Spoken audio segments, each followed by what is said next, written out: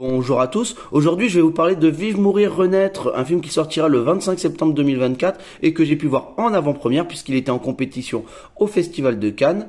Le film a été réalisé par Gaël Morel et on retrouve au casting Lou Lampros, Victor Belmondo et Théo Christine. Le film nous raconte l'histoire d'un trio amoureux qui va être bouleversé par l'arrivée du sida et on va suivre le destin de chacun des personnages.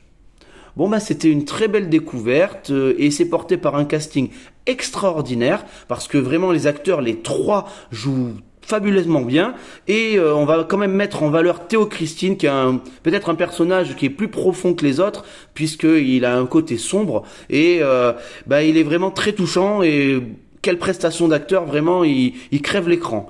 Le film est d'une mélancolie incroyable et c'est vraiment bien accompagné par des musiques classiques très très bien choisies, notamment avec donc des musiques de piano, un petit peu de violon. C'est vraiment, je suis sorti, je me suis dit ah waouh, quelle musique, ça portait vraiment très très bien le film.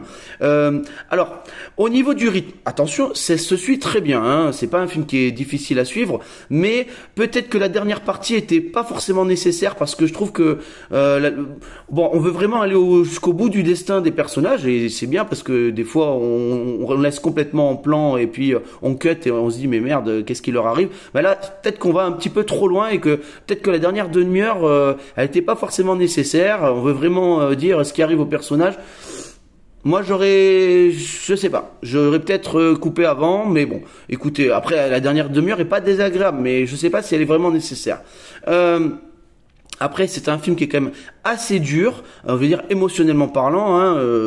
Il y a des événements qui sont assez tragiques, donc c'est assez difficile. Et on passe par tous les états dans ce film, du rire aux larmes. En tout cas, c'est vraiment très bien fait. Les relations entre les personnages, elles sont vraiment intéressantes, sont pas caricaturales du tout.